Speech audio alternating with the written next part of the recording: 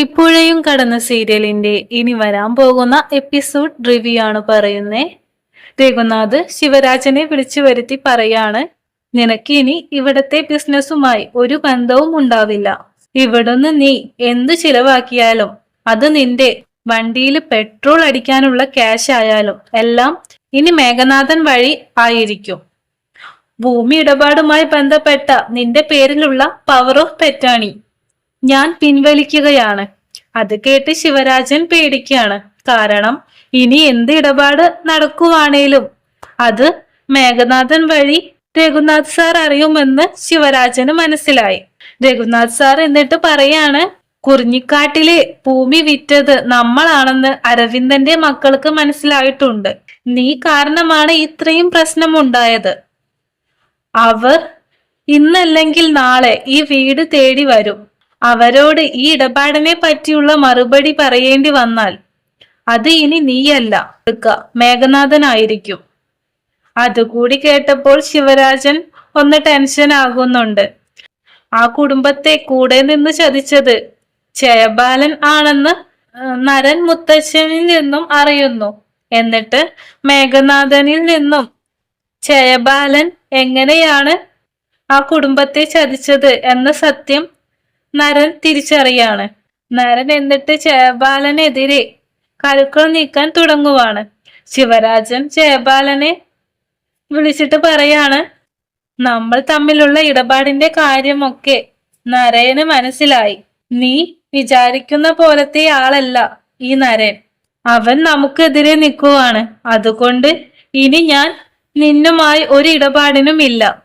നിന്റെ അടുത്തുനിന്ന് വാങ്ങിയ ക്യാഷ് എല്ലാം ഞാൻ തിരിച്ചു തരുവാണ്. ഇനി ആ കുറിഞ്ഞിത്തോട്ടവുമായി എനിക്കൊരു ബന്ധവുമില്ല. നീ സൂക്ഷിച്ചോ, നരനാണ് നിനക്ക് പുറകിൽ. ശരിക്കും നിനക്ക് നരനെ അറിയൂല. സ്നേഹിക്കുവാണിൽ അവൻ ദേവനാണ്. പക്ഷേ അവൻ ആരെങ്കിലും വെറുത്താൽ പിന്നെ അവരുടെ അസുരനായിരിക്കും നരൻ. അവരുടെ നാശം കാണാതെ പിന്നെ അവൻ അടങ്ങൂല. ജയബാലൻ ഇതെല്ലാം കേട്ടിട്ടും ഒരു പേടിയും ഇല്ലാതെ പറയുവാണ്, നരൻ ആരായാലും എനിക്കെന്താ? അവന് എന്നെ ശരിക്കും അറിയൂല. അവനെ ഞാൻ ശരിയാക്കി തരാം. പക്ഷേ നമ്മൾ തമ്മിലുള്ള ഇടപാടിന് ഒരു മാറ്റവും ഉണ്ടാവില്ല. ന്യായമായ ഷെയർ അതെനിക്ക് കിട്ടുക തന്നെ വേണം. ശിവരാജൻ അപ്പോ പറയുകയാണ്, നരനെ നീ തീർക്കുവാണേൽ പിന്നെ ഞാൻ ആയിരിക്കും എല്ലാത്തിന്റെയും ഉടമസ്ഥൻ. പിന്നെ എനിക്ക് പേടിക്കാനില്ലാലോ. പിന്നെ ജയബാലൻ പറയുന്ന പോലെ എല്ലാം നടക്കും. ശിവരാജൻ എന്നിട്ട് പറയുവാണ്, അരവിന്ദന്റെ മകൾ കാവേരി ആ കുറിഞ്ഞിത്തോട്ടത്തെ പറ്റി എന്തേലും അന്വേഷിക്കാൻ വരുവാണേൽ എനിക്ക് പകരം മേഘനാഥനായിരിക്കും അവരോട് സത്യങ്ങൾ പറയുക. രഘുനാഥ് സാറിന് മനസ്സിലായിട്ടുണ്ട് നമ്മൾ ആ തോട്ടം തട്ടിയെടുത്ത കാര്യം. അതുകൊണ്ടാണ് എനിക്ക് പകരം രഘുനാഥ് സാറിനെ അയക്കുന്നത്. ശിവരാജൻ എന്നിട്ട് ജയബാലനോട് പറയാണ്, അത് കുഴപ്പമൊന്നും ഉണ്ടാവില്ല. ഇടപാടിന്റെ ഡീറ്റെയിൽസ് മാത്രമേ അറിയൂ. അതുകൊണ്ട് നമുക്ക് പേടിക്കാനില്ല. അത് അരവിന്ദൻ നിനക്ക് തന്ന പൈസയാണെന്ന് മേഘനാഥന് അറിയില്ലല്ലോ. അതുകൊണ്ട് തന്നെ ബാക്കി എന്തെങ്കിലും പ്രശ്നം വരുവാണേൽ നമുക്ക് അപ്പോ നോക്കാം ജയബാല. രഘുനാഥ മുത്തച്ഛൻ നരനോട് പറയുവാണ്, ആ കുട്ടികൾക്ക് നീതി കിട്ടണം. അതുകൊണ്ട് തന്നെ അവർക്ക് വേണ്ട സഹായങ്ങള് കൂടെ നിന്ന് നീ ചെയ്തു കൊടുക്കണം. നരൻ അതുകൊണ്ട് തന്നെ അവരെ സഹായിക്കുവാൻ ഒരുങ്ങുവാണ്.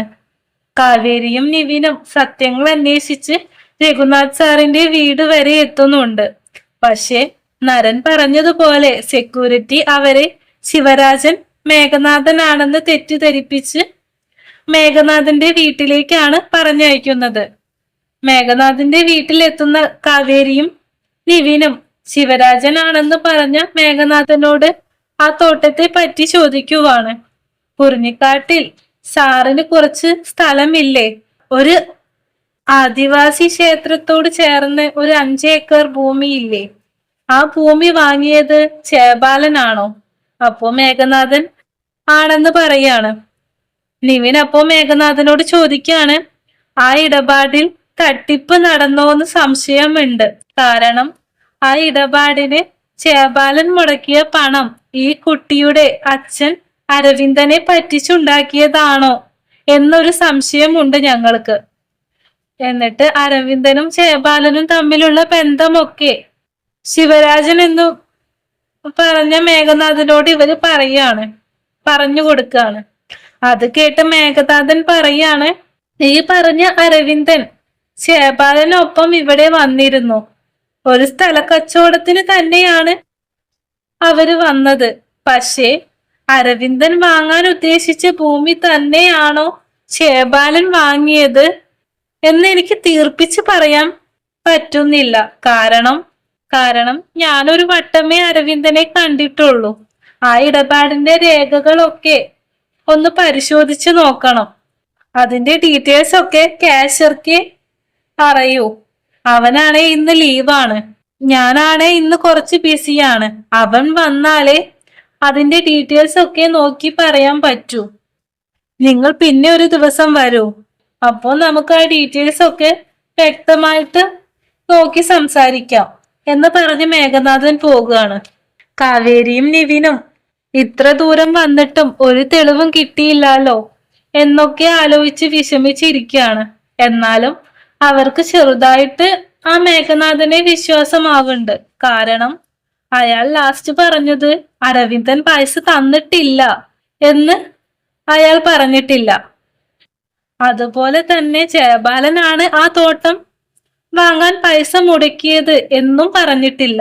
അതുകൊണ്ട് തന്നെ നിവിന് ചെറിയൊരു പ്രതീക്ഷ അവരിലുണ്ട്. അത് കാവേരിയോട് സൂചിപ്പിക്കുന്നുമുണ്ട്. നമുക്ക് അത് എത്രയും പെട്ടെന്ന് തന്നെ ജയപാലന് എതിരെയുള്ള തെളിവുകൾ കിട്ടുമെന്ന് എനിക്ക് തോന്നുന്നുണ്ട്. കാവേരിക്കും നിവിനും മേഘനാഥൻ പറയുന്നതിൽ ചെറിയ സത്യം ഉള്ളത് പോലെ തോന്നാണ്. അതുകൊണ്ട് തന്നെ ശിവരാജനെ അവർ വിശ്വസിക്കുവാണ്. സുജാതയ്ക്ക് ഇന്നലെ നടന്ന കാര്യങ്ങൾ കൊണ്ട് തന്നെ ഗീതയുടെയും ദാസന്റെയും തനി സ്വഭാവം മനസ്സിലായി. അതുകൊണ്ട് തന്നെ പേടിച്ചിട്ട് വീട്ടിന് പുറത്താണ് പാവം സുജാത ഇന്നലെ കിടന്നുറങ്ങിയത്. നേരം വെളുത്തപ്പോ സുജാതയെ കാണാഞ്ഞിട്ട് ഗീത തിരിഞ്ഞു പുറത്തു വന്ന് നോക്കുമ്പോഴാണ് സുജാത പുറത്തു നിൽക്കുന്നത് ഗീത കാണുന്നത്. സുജാത ഗീതയെ കണ്ട് ചെറിയൊരു ഭയത്തിലാണ് നിൽക്കുന്നത്. ഗീത അപ്പോ ഇന്നലെ നടന്നതൊക്കെ ദാസേട്ടൻ തമാശയ്ക്ക് കാണിച്ചതാണ് എന്നൊക്കെ പറഞ്ഞ് സുജാതയെ സോപ്പിടാണ്. എന്നിട്ട് പറയാണ്, അത് അമ്മ കാര്യമാക്കണ്ട, ഈ സ്വത്തൊക്കെ ഇനി എന്തായാലും എന്റെ പേരിലേക്ക് തന്നെയല്ലേ അമ്മ എഴുതാ. വിനീതിനെ അമ്മ ഇനി ഈ വീട്ടിലേക്ക് കയറ്റാനൊന്നും പോണില്ലല്ലോ. അമ്മയ്ക്ക് ഇനി ഞാൻ മാത്രമേ ഉള്ളൂ. അമ്മ ഈ സ്വത്ത് എത്രയും വേഗം എന്റെ പേരിൽ എഴുതി തരണമെന്നാ ദാസേട്ടൻ പറയുന്നത്. സുജാതയ്ക്ക് ഗീതയുടെയും ദാസന്റെയും തനി സ്വഭാവം മനസ്സിലായത് കൊണ്ട് തന്നെ അവരോട് ഒന്നും എതിർത്ത് പറയാതെ എല്ലാത്തിനും നോർമലായിട്ട് തന്നെ അവരോട് സംസാരിക്കുവാണ്. സുജാത എന്നിട്ട് വാഴയില വെട്ടുന്നത് കാണുമ്പോ ഗീത വന്ന് ചോദിക്കുവാണ്, ഇന്ന് എന്താ അമ്മ, വിരുന്നുകാര് വല്ലതും ഉണ്ടോ? സുജാത അപ്പോ പറയാണ്, നിങ്ങൾ എന്റെ വിരുന്നുകാരല്ലേ. മകളെ ഈ വീട്ടിൽ നിന്ന് കെട്ടിച്ചു കഴിഞ്ഞാൽ പിന്നെ ഈ വീട്ടിലേക്ക് തിരിച്ചു വരുമ്പോ എനിക്ക് നിങ്ങൾ വിരുന്നുകാര് തന്നെയല്ലേ. സുജാത ശരിക്കും ഇന്നലെ നടന്ന കാര്യങ്ങളൊക്കെ വിനീതിനെ വിളിച്ചു പറഞ്ഞിരുന്നു. അതുകൊണ്ട് തന്നെ അവര് വരുന്നത് അറിഞ്ഞിട്ടാണ് സുജാത സദ്യ ഒക്കെ ഉണ്ടാക്കുന്നത്. ഇക്കാര്യം ഗീതയ്ക്കും ദാസനും അറിയൂല. സുജാതയ്ക്ക് എങ്ങനെയെങ്കിലും ഗീതയെയും ദാസനെയും ഈ വീട്ടിൽ നിന്ന് പുറത്താക്കണം. അവരുടെ ലക്ഷ്യം ഇവിടത്തെ സ്വത്താണെന്ന് സുജാതയ്ക്ക് മനസ്സിലായി. ഇനിയും അവരെ ഇവിടെ നിർത്തുവാണേൽ ആ ദാസനും ഗീതയും കൂടി എന്നെ കൊന്ന് ഈ സ്വത്തൊക്കെ കൈക്കലാക്കും എന്ന് സുജാതയ്ക്ക് ഉറപ്പായി. അതുകൊണ്ട് തന്നെ ഈ കാര്യങ്ങളെല്ലാം സുജാത വിനീതിനോട് സൂചിപ്പിച്ചിരുന്നു. ഗീതയും ദാസനും ഇതൊന്നും അറിയാതെ സുജാതയെ സോപ്പിട്ടും ഭീഷണിപ്പെടുത്തിയും എങ്ങനെയെങ്കിലും സ്വത്തൊക്കെ കൈക്കലാക്കണം എന്ന് പ്ലാൻ ചെയ്യുവാണ്. അപ്പോഴാണ് വിനീതും ഗംഗയും വീട്ടിലേക്ക് വരുന്നത് കാണുന്നത്. ഗീതയും ദാസനും അപ്പോഴാണ് വിനീതും ഗംഗയും വരുന്നത് കാണുന്നത്.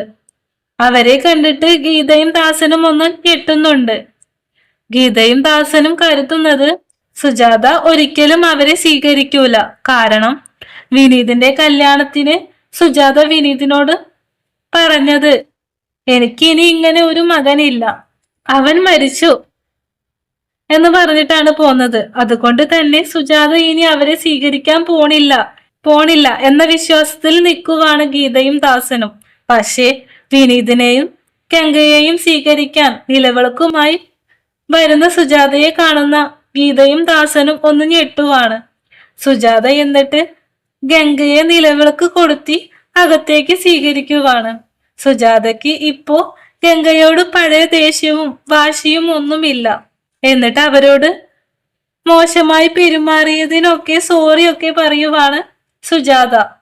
എന്നിട്ട് അവരെ കെട്ടിപ്പിടിച്ച് കരയുവാണ് സുജാത. ഇതെല്ലാം കണ്ട് ദേഷ്യത്തിൽ നിൽക്കുവാണ് ഗീതയും ദാസനും. എന്നിട്ട് സുജാത വിനീതിനോട് ഇന്നലെ നടന്ന കാര്യങ്ങളൊക്കെ പറഞ്ഞ് കരയുവാണ്. അത് കേട്ട് വിനീതിന് ദേഷ്യം വരുന്നുണ്ട്. എന്നിട്ട് ദാസന്റെ അടുത്ത് വന്ന് ദാസനെ അടിച്ചു കൊല്ലാൻ ശ്രമിക്കാണ് വിനീത് ദാസനോട് പറയാണ്, നീ എന്റെ അമ്മയെ കൊല്ലാൻ ശ്രമിക്കും അല്ലേടാ? ഇവിടെ ചോദിക്കാനും പറയാനും ആരുമില്ലാന്നാ നീ കരുതിയേ? എന്റെ അമ്മയ്ക്ക് ഞാനുണ്ടടാ. ഇനി മേലാൽ നിന്നെ ഈ വീട്ടിൽ കണ്ടുപോകരുത്. ഇപ്പോ തന്നെ എന്റെ ചേച്ചിയെയും കൂട്ടി ഇവിടുന്ന് ഇറങ്ങിക്കോണം എന്ന് പറഞ്ഞ് അവരെ പുറത്താക്കുവാണ് വിനീത്. ഈ വീഡിയോ ഇഷ്ടപ്പെട്ടാൽ ലൈക്ക് ചെയ്യാനും ഷെയർ ചെയ്യാനും സബ്സ്ക്രൈബ് ചെയ്യാനും മറക്കല്ലേ.